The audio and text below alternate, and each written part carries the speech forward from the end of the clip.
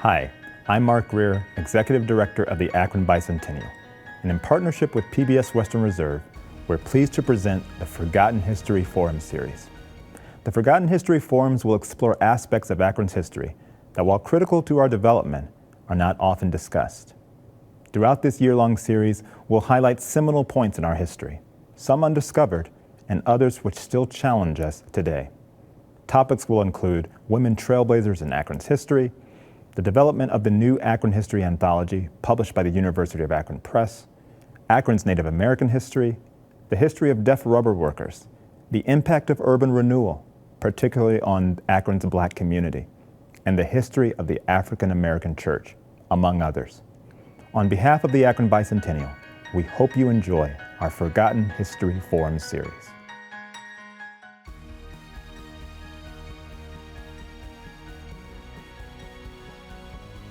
Well, good evening, everyone, and thank you for joining us for our latest Forgotten History Forum in this year-long series, which is presented in sponsorship with First Energy Foundation, and of course with our exclusive media partners at PBS Western Reserve.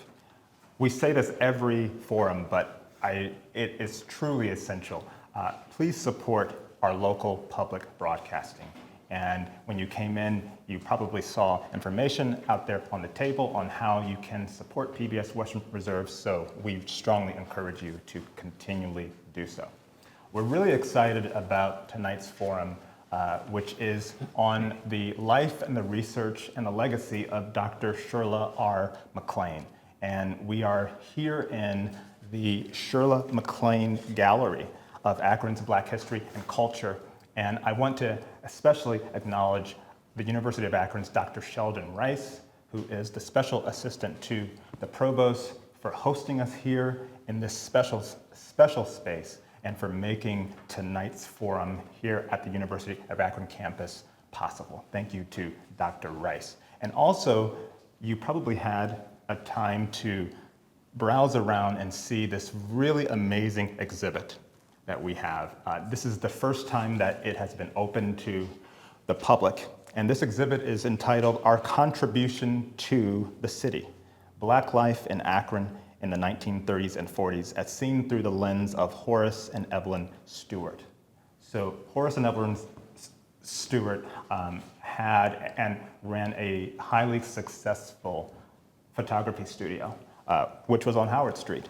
And we are so thankful to the University of Akron Archives and Vic Fleischer, who has digitized already over 20,000 photos from the Horace and Evelyn Stewart collection. And while they currently have about 20,000, there's going to be a total of 46,000, so more are coming. It's an amazing project, and we're really, really grateful to Vic Fleischer and his team, again, at the University Archives for making this collection accessible to the public. It's so important for us because we know that in the Forgotten History Forum series, we want to highlight history that is often, which goes unseen, is the first history that typically is forgotten.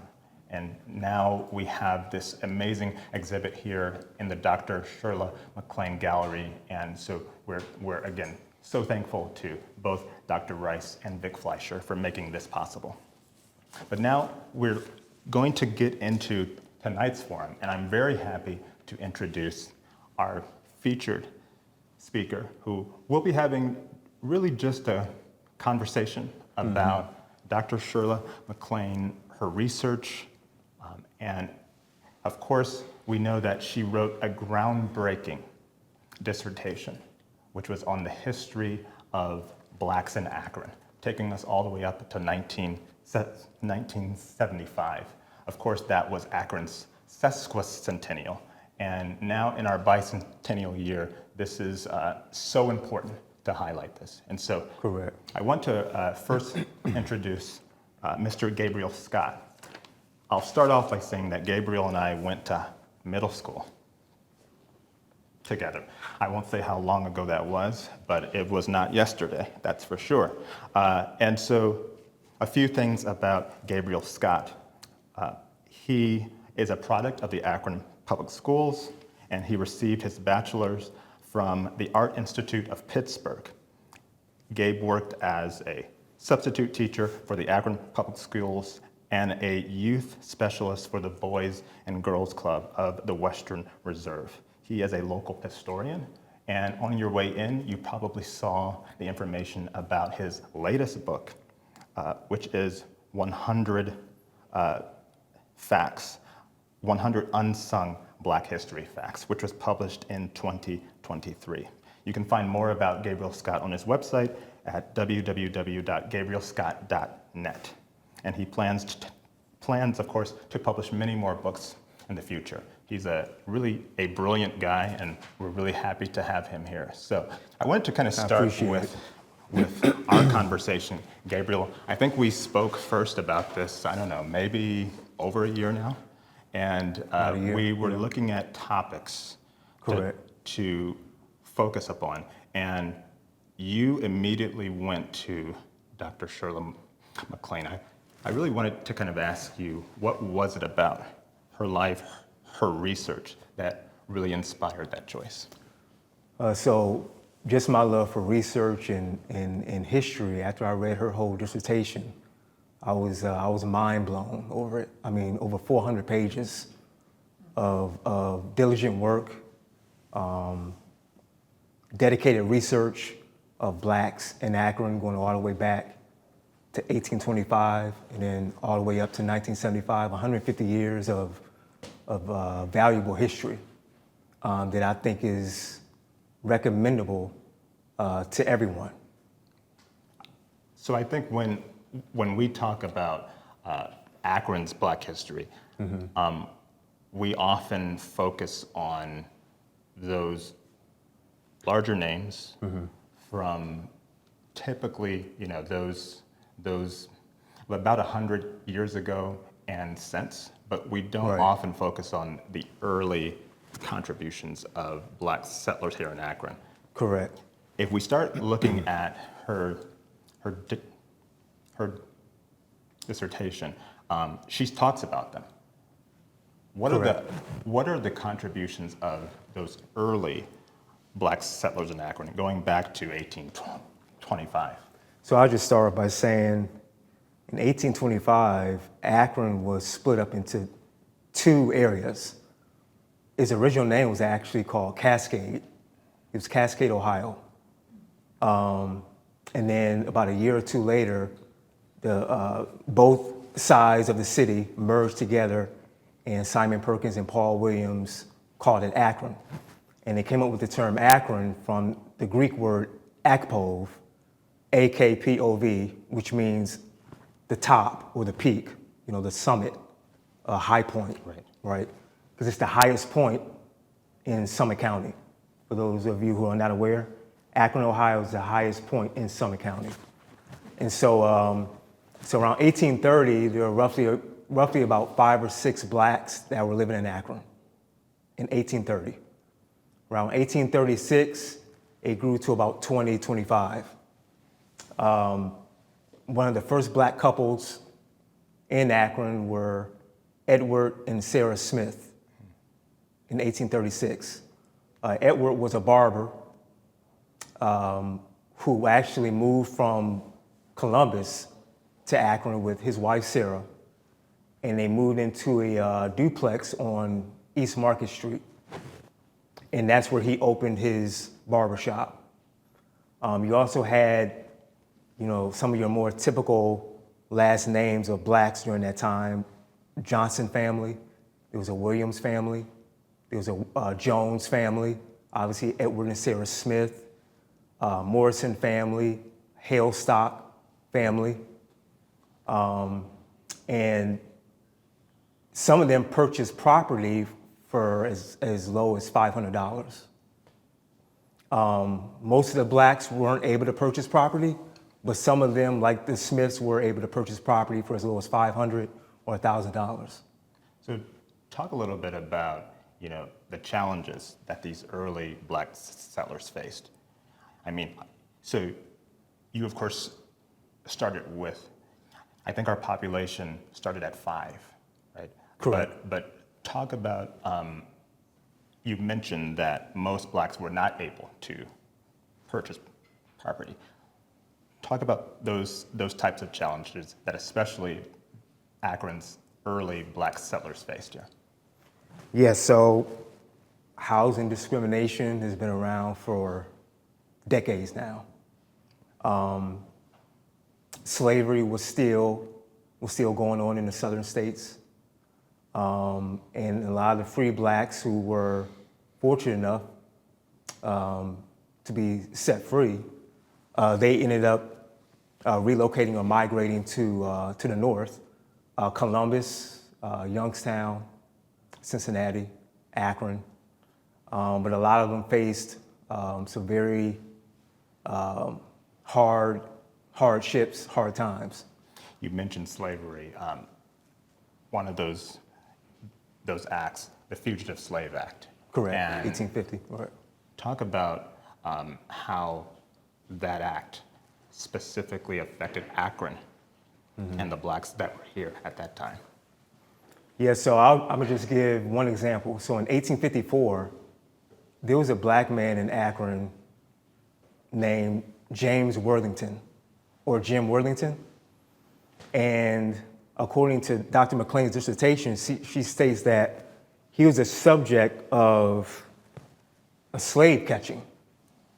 So there were slave catchers that were looking for him in Akron. And also according to what she stated in her dissertation, Worthington's wife had betrayed a secret that he had. I don't know what that secret was. I don't know what the motive behind it was, but she had betrayed a secret of his. There were slave catchers from, I want to say, Kentucky. They came to Akron looking for him. They found him, they grabbed him, and they walked him to the train station. And right at that moment, there were abolitionists from the Akron area who had summoned some townsmen. They all came together, and right when they were getting ready to transport him on a train, they caught him just in time, and he was able to be saved. But they were going to transport him and send him back into enslavement. You spoke about the intervention of the abolitionists here at the time, and definitely no more famous abolitionist with a tie here to Akron than John Brown. Correct. Shirla McClain talks a lot about John Brown in her research. What really stands out as she was pointing out John Brown and his work, and then in relation to the black community here in Akron? Yeah, so John Brown, as we all know, I'm sure everyone's heard of John Brown. He's a household name when it comes to the slavery era. He was one of the more well-known abolitionists during that time. He spent about 6 to 8 years in Akron. He actually came to Akron around 1842. He spent about 6 years here, and he left around 1848. He then went to New York, spent some time in New York, and then he did more traveling around the country, and then came back to Akron. A lot of people are unaware that John Brown had an assistant, a black assistant, named James Madison Bell. And with all the work that he was doing around Akron, Mr. Bell helped him out a lot with that. I think one of the things about her work that really stands out is how there are so many figures in Akron's black history that it's not like it's not as though they were never there, but their stories are typically, they were unsung. Correct. They weren't highlighted. Talk about some of the other really notable names that stood out to you, those who are not recognized as much in our history, but those that Shirla highlighted on and that really have made a tangible impact. So I'll start with the Civil War veterans. So there were roughly 8 to 9 black men that served in the Civil War, part of the 54th Massachusetts Regiment. One particular person that I'm thinking of right now is Alvin Smith. He was a Civil War veteran, and he lived to see the age of around 104 years old, and he passed away in the 1940s. And the Akron Beacon Journal did an article on him. You had individuals like, you had mentioned the black churches. Wesley Temple, one of the first black churches, Mount Zion AME Church, Second Baptist Church. Royal Jones was the first pastor at Second Baptist Church, and he stayed the pastor for over 40 years. You know, and I mean, back then, that was unheard of. It's even unheard of now for someone to remain the pastor that long. Moving into the 1900s, you had the Simpson brothers. You had Ferdinand and Harold Simpson. They were the first black physician and first black attorney in the Akron area. This was around 1900 to 1904. You had individuals like Harold Clark. He was Akron's first black pharmacist. You had Harold Dickinson, Akron's first black dentist. You had Clarence Harris, Akron's first black milk truck driver. In 1949, you had, people like Herbert Bracken, first black employee of Akron Public Schools. Mary Kate Moore, her picture is on the wall over there, Akron's first black female employee of Akron Public Schools. You had Esther Spruill. She opened Akron's first black-owned daycare.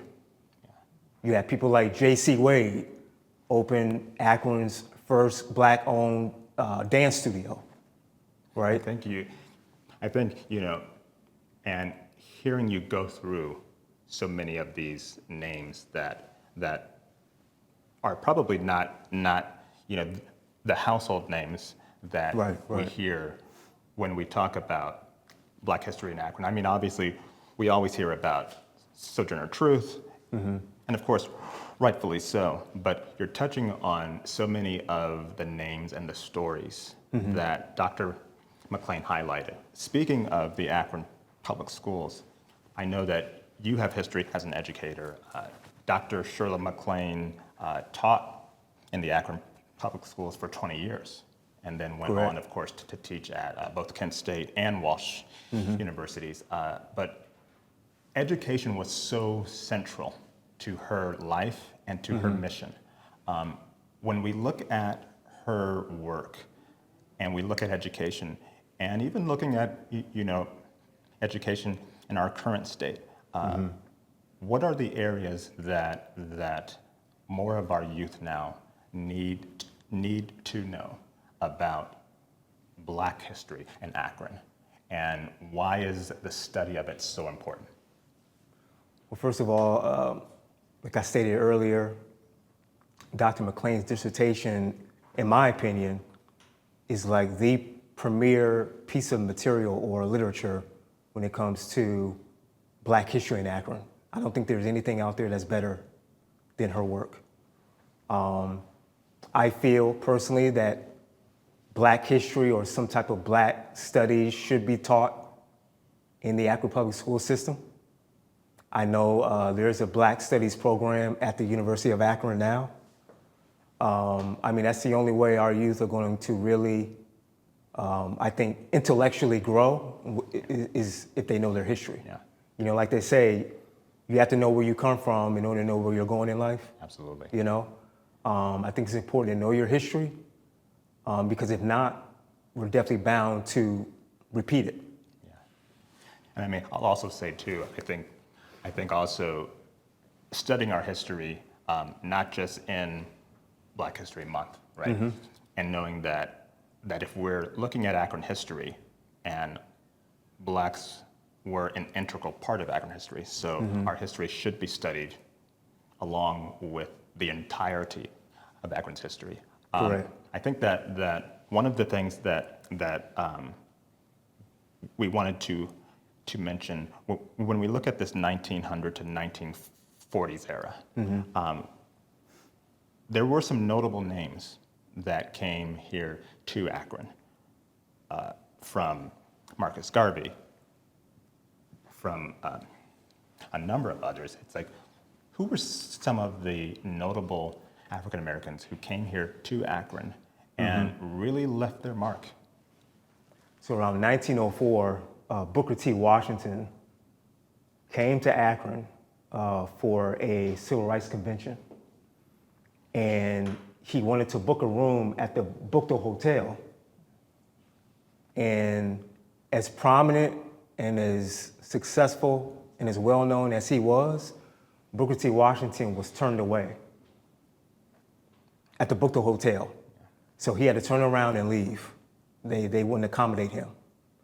So he ended up staying at the Empire Hotel downtown Akron. This was around 1904. Marcus Garvey, the black nationalist. This was many years prior to Elijah Muhammad and before Malcolm X came onto the scene. But Marcus Garvey had an organization called the United Negro Improvement Association, very well known, and he opened a branch in Akron in the 1920s. You had W.E.B. Du Bois, one of the most prominent black educators during that time. He came to Akron and he spoke at the first congregational church. And he used Akron as an example. And during his speech, I know I'm not going to say this verbatim, but during his speech, he basically said, if we can solve the race issue in Akron, we can solve the race issue around the country. If we can solve the race issue around the country, we can solve the race issue around the world. He used Akron as a base, as an example. So that just goes to show how racist Akron was. Well, speaking of using Akron as an example, I mean, we know that in the early 1900s, and really reaching its peak in the 1920s, that Akron was a real stronghold of the Klan. Correct. Dr. McClain talks about the strength and the influence of the Ku Klux Klan in Akron. Can you expound a little bit on that? Yes, so during the 1920s, Akron, Ohio had the largest KKK membership in the entire country, with over 50,000 members that lived within the city and the outskirts of Akron. So that says a lot. Over half of the Akron Board of Education in the 1920s were KKK members, which explains why the first black employee of Akron Public Schools wasn't hired until 1940. And by then, you started to see more integration within the Akron Board and Akron Public Schools. Yeah, I think, you know, the influence of the Klan on the school board, and you're talking about the impact there. But, you know, there was also a Mayor Ribble at the time, who was also a member of the Klan. So when we look at the challenges that blacks faced, I think some of my most interesting photos of that era, and there are pictures that ran in the Akron Beacon Journal as late as 1965, and we've got Klan marches in the street. Correct. One of my favorite ones was 1965. There's pictures of the Klan delivering Christmas gifts, and so it was just 10 years before Dr. McClain wrote her groundbreaking work. But what do you think is the importance of Akronites now and future generations of Akronites knowing this history, but also making sure that we learn from these lessons in the past to really shape where we're headed? Yeah, so kind of piggybacking off of what I said a little bit earlier, Dr. McClain, she goes into deep detail about every single era within history, Akron history going back to 1825. And I think it's very important and imperative that our youth become educated and informed, and they learn as much as they can, as much as possible, from individuals like myself or from you, educators within the school system, community leaders, politicians, anyone who has the intellect and the education and the intelligence, the knowledge that are able to teach and inform these youth. They should be able to do that. And I know as far as the recommendations that she stated at the end of her dissertation, I think it's also important that maybe we could try to attempt to revitalize some of the programs that were used back then, 75 years ago, 100 years ago, and bring them to the current. And that would help us into the future. I'm really glad that you hit on this. So at the end of her work, Dr. McClain laid out about 10, really I'd say calls to action of things that she wanted to see happen. One of them is actually the space that we're in now. She Correct. talked about her dream that there would be an Akron Black History Center and the importance of us meeting and holding the forum in this space. But you talked about one of them. I think that was her 8th Correct. recommendation Yep. about reviving some of these past programs. I think, Correct. you know, one of her biggest challenges was to Blacks in our community to make sure that we did not allow our history to go untold. Right.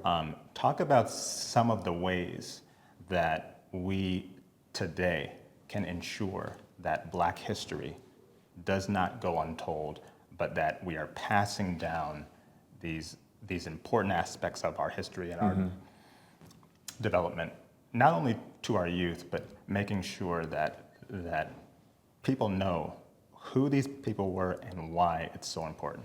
Right.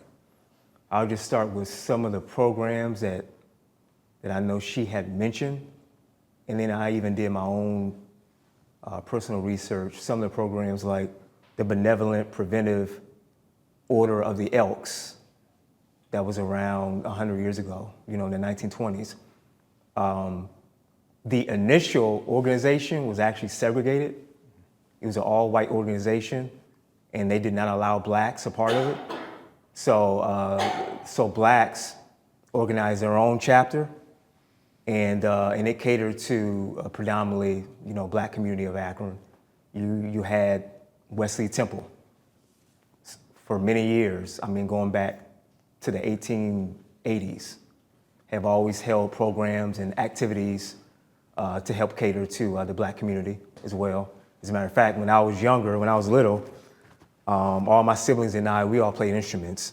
And every year, Wesley Temple will hold an annual music concert over at the church. But they hold other phenomenal programs as well. So that's another one. Another activity that they've always had is the Akron Jazz Society, which is a club that consists of all Black musicians, and they all get together and they have jazz sessions, jazz battles, and they just fellowship.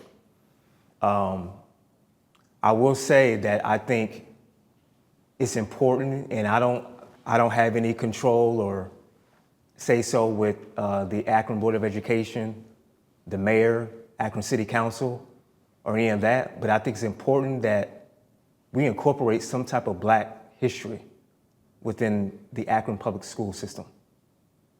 Because it's just not, I feel like it's just not being taught enough. Yeah. You know what I mean? They cover Dr. King, Rosa Parks briefly, Frederick Douglass maybe a little bit, Harriet Tubman here and there.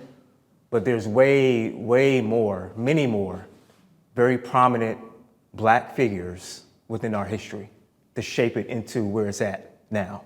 Absolutely, and that's actually one of the recurring themes that she hits on throughout her work, is that there has traditionally been a more peripheral view of African American history, and that we see and hear the same names over and over again, but we rarely delve beyond that. So when we're looking at education, and speaking of a point that you brought up, you mentioned the jazz clubs and the societies. One of the big things that was really at the core of Black culture here in Akron was the Howard Street district. And that was one of the main sites where urban renewal was implemented. Correct. And of course, with the implementation of the inner belt, but this was a thriving Black hub of culture, of economic activity, and then all of a sudden, it was gone. Dr. McClain, talks a lot about Black churches, and the Black community at the time lost churches, lost schools. Talk about the impact of that on Black culture in Akron at the time, and how that has followed on even to where we are now. Right. So we've heard of the Harlem Renaissance that took place in Harlem, New York in the 1920s. So Akron had its own little Harlem area, which, like you mentioned, was on Howard Street and the surrounding neighborhoods. They called it the Mecca, or the Black Wall Street of Akron. All up and down Howard Street, you had venues like cafes, you had barbershops, you had salons, you had jazz clubs, you had a couple restaurants, you had the Matthews Hotel, you had the Ritz Theater. Now, a lot of people are not aware the Akron Inner Belt nightclub was a predominantly Black theater back in the 1930s. And it was called the Ritz Theater because a lot of the other theaters in Akron were segregated, right? They didn't allow Blacks, and if they did allow Blacks, you had to sit in the balcony. So the Ritz Theater had, performers come in, some of your more well-known entertainers, Della Reese, Jackie Wilson, B.B. King, Ray Charles, Eartha Kitt, Peg Leg Bates, they all performed there. The Matthews Hotel, right across the street, you had people like Cab Calloway, Louis Armstrong, Ella Fitzgerald, Duke Ellington, Count Basie. They all stayed there when they came into town to perform. When the Akron Inner Belt and the whole urban renewal project started, all of that went away. And it really was a systemic act of racism. It was a systemic act of gentrification, redlining, zoning, and it destroyed a lot of Black families and their livelihood. I think when you are going through all of those figures who were right here in Akron, and it's the richness of the history and the contributions, the culture. What do you wish that students now knew about the Akron then, specifically about our Black community? And prior to a lot of the urban renewal projects, what do students now not know about that rich period of Akron's history? They're unaware of the vibrancy. The whole Howard Street and Little Harlem area was full of entertainment. It was full of joy. Blacks felt good about themselves. I mean, to be honest with you, that was our area of Akron, right? That's where we felt safe. That was our safe haven, our place of refuge, where we felt comfortable, where we didn't have to worry about segregation as much, or being oppressed. And so they definitely need to learn more about that era. Yeah. But even the other eras before then, the Civil War veterans, Yeah. the black churches. William Stevens, I didn't mention this. William Stevens was a black man in Akron who owned land on the same premises that the Akron Public Library stands on right now. And back then, I mean, the 1850s, blacks really didn't own much land back then. So that was a huge deal for a black man to own land. Yeah, especially when you're talking about the area in which he owned. One of the most kind of staggering stats, and I think really encapsulates the impact of urban renewal, is that how many buildings that were black owned before urban renewal specifically hit with the Inner Belt project in that area.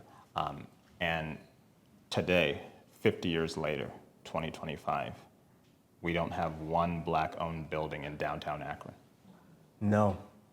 So when we talk about the impact, it truly has been a generational impact. Correct. I think one of the things that Dr.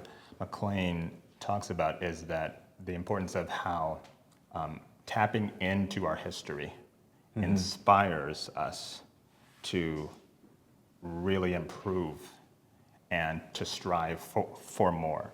And right. how she was so adamant about the black community here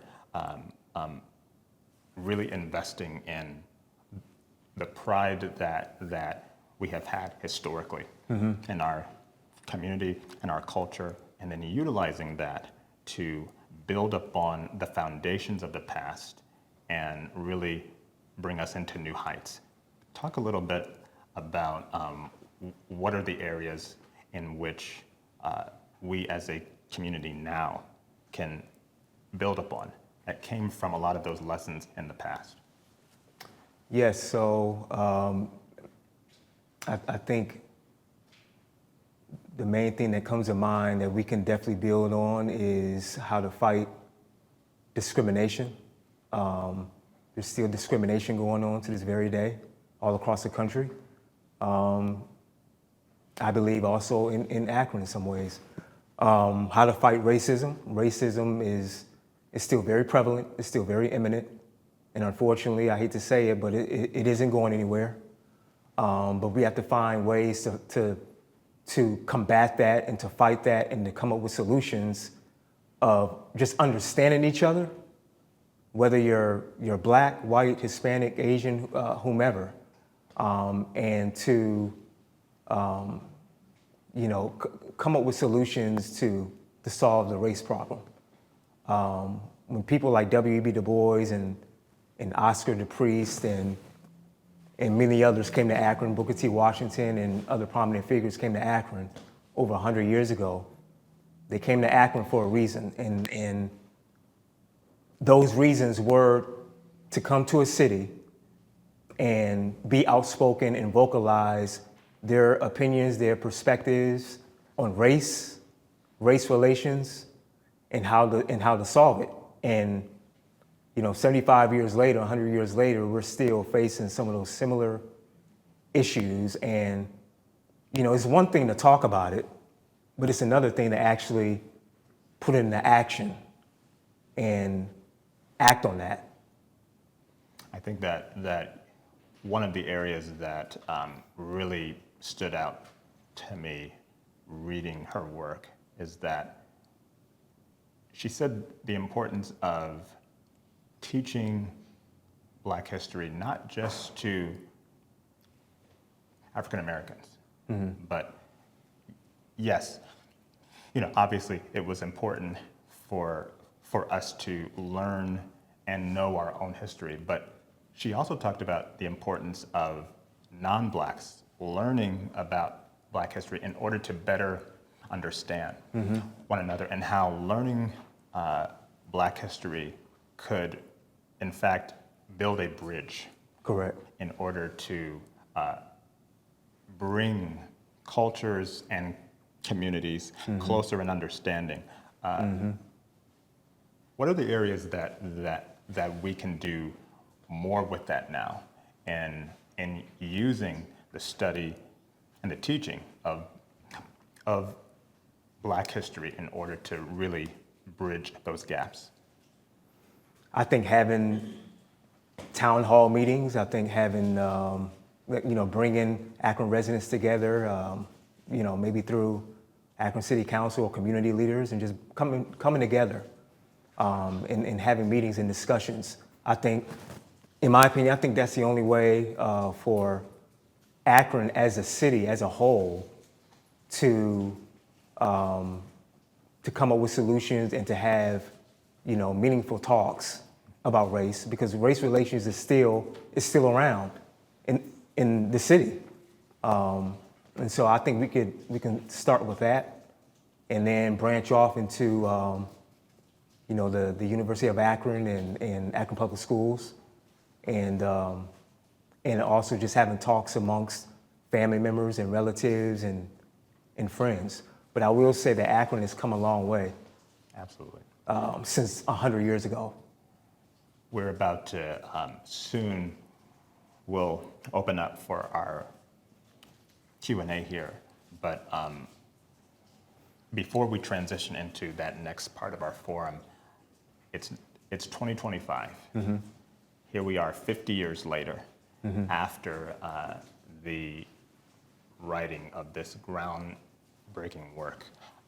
One of the things that she mentioned as wanting to see happen in the future, then in 1975, was that this research continue on. Since 1975, there has not been a comprehensive scholarly work on the history of the African American community here in Akron. Talk about the work that needs to continue from that 1975 mark. I really feel like, especially being in this space, which has Dr. McClain's name on it, she's waiting to pass that baton on. Tell us a little more about the scholarship and the research that still needs to happen now. Yes, so like I mentioned earlier, you have the Black Studies program at the University of Akron that has been around, I want to say, since 1986. I don't know how much work that they've done, but I think with the University of Akron being the main institution of higher learning within the city, I think they could possibly do more. But personally, I feel that the Akron Board of Education, with that being the focal point of Akron Public Schools and our youth, and with that being the main focus of I think her recommendations towards the end of her dissertation, the Akron Board of Education, I believe, in my opinion, can do a bit more. I think also, when we talk about the impact of how just person to person, I think one of the things that really has inspired me about you is that you have written and published your own books about various figures and aspects of African American history. And I look at Dr. McClain as an inspiration to those like you and I, Correct. like anyone who's watching this now, who Correct. can themselves start and researching their history, whether it's oral histories, whether it's, there are so many really gold mines of research that are still out there. They're just largely untapped. And you writing your books on these issues, one of the things that she said is that she wanted to see a part of the education for African American history, including to having students write about it. So I think when we look at the next generation, what's your closing message to the next Dr. Shirla McClains, right, who may be sitting in a classroom now? What would be your message to them? So I know everyone is not going to turn out to be another Dr. McClain. I mean, she was just on another level. And her dissertation, for those who haven't read it yet, is on another level. I mean, it's just a phenomenal piece of literature and read. But I would say, if a person feels in their heart that they are a writer, don't be afraid to, take out a notepad and start writing and typing. That's what I did. I mean, the 100 Unsung Black History Facts, that's my second book. And I do plan on writing more, but, it was something that was always on my heart and on my mind to do. And I didn't hesitate, I didn't procrastinate. I went on and wrote it, and it's on Barnes & Noble and Amazon now. So I would just say and recommend to anyone, any youth that has a love for writing or has a love for literature, has a love for history or science or whatever it may be. It doesn't necessarily have to be history, but just have a love for writing and putting your ideas on paper. You shouldn't procrastinate and hesitate to go ahead and do that, because you could possibly, you will, move youth in a positive way, and you could very, very well educate and make our youth more intellectual, and it just goes from there, because the youth, they're our future. So absolutely. I think it's a real call to action. For sure. That's what I love possibly most about her work, is that she doesn't leave us in saying this is the final story, right, or this is right. the final, but she's really inspiring that next generation of us to really take that and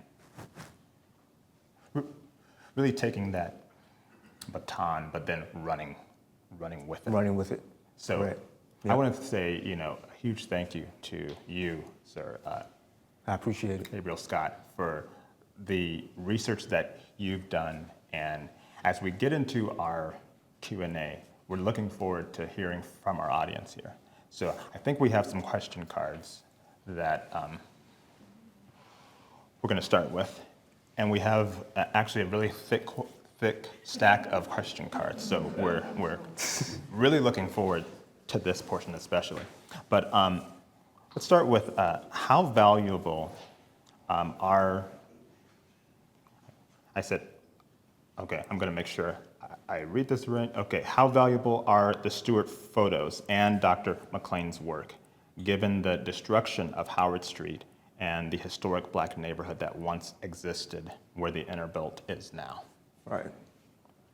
These photos are very, very valuable. I mean, without these photos and without, the gallery and the showcase, a lot of our history will be lost, in photographs.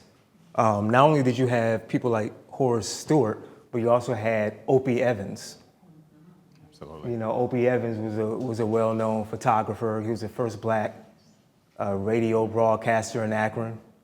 And so, they were like the Gordon Parks. Yeah. You know what I mean? Gordon Parks of Harlem. So these photos are very important, to have, and I'm glad that, we have the Dr. McClain gallery, for sure. we need something like this. I often think about, when I go over my mom's house or like I'm at a grandparent's house, when you open up an old photo album, it always engenders conversations For and sure. stories. Yeah. Some that you haven't heard of in the past. And so I think, we're again so grateful to the UA Archives, Vic Fleischer and Dr. Rice for really making this space so accessible, but telling and featuring these stories. It's Correct. Hugely Right. important. Yeah. Yeah, I don't think Here's so. our next question. Dr. McClain chronicled how local churches and civic groups became centers for Black leadership and activism in Akron. How did those institutions influence the broader civil rights movement here? And do you see parallels in community organizing today? So you had Wesley Temple, Mount Zion, Second Baptist, and Shiloh Baptist churches. Those were four of the first Black churches established in Akron prior to 1900, the turn of the century. And then you, like I mentioned before, you had people like Du Bois and the Priest, Booker T. Washington, and a few others who came into Akron, and they spoke at churches like Second Baptist. Second Baptist Church, and I was a member of Second Baptist Church for a number of years, but Second Baptist Church was one church that held, I think, the most programs, the most rallies, the most speakers to come and speak. The Black church was Black people's safe haven and refuge. In the midst of all the segregation and racism, oppression, and bigotry, one thing that Black people knew was a higher power. And they knew to go to church, they knew how to pray, they knew how to intercede, and they knew that was their only hope. That was their only hope, was to go to church, and that was definitely how the church helped with the civil rights movement. Dr. King, he grew up in the church, and he became the main pastor at Dexter Avenue Baptist, as well as his father. His father was a pastor as well. So the church was a main focal point within the civil rights movement, and even before then. Absolutely. I mean, as a pastor's son, I know a lot about spending a lot of time in church. So Yeah. one of the questions says, Dr. McClain's research highlights how Black Akronites built community institutions despite systemic barriers. Which of those early efforts do you see as most influential in shaping Akron's Black civic identity today? Say the first part again? So Dr. McClain's research highlights how Black Akronites built community institutions despite systemic barriers. So which of those early efforts do you see as most influential in shaping Akron's Black civic identities now? So, which one of those organizations? The main organization was a Black church, but aside from that one, the Benevolent Preventative Order of the Elks, that was a huge one. They even provided scholarships for Blacks in the 19-teens and 1920s. You had people like William Bell. He was a star football player, Black football player at East High School in the 1920s. And then he moved on to play for Ohio State. But he received a scholarship, a lot of help from the Elks organization, as well as his brother, Horace Bell. So you had them. You also had the Akron Urban League that was established in the 19-teens. They've always been a great organization to assist and help with the cause. The NAACP, obviously, we all know of them. So I would say those were the main institutions or organizations. How important is Dr. McClain's work to Akron history? Her work is, and I don't want to sound like a broken record, but her work is extremely important. It's very imperative. I think that all youth that are part of the Akron Public Schools and even the outskirts of Akron, and not even the outskirts of Akron, but let's just broaden it out even more, all across the country, should read her dissertation because it's just that powerful. And you can learn so much from it. She goes into deep detail about every area of Akron and the Black history of Akron from 1825 to 1975.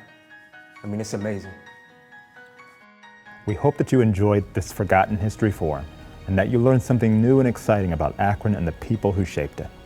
If you're interested in watching more from this series or attending a future forum event, please visit akron200.org or pbswesternreserve.org.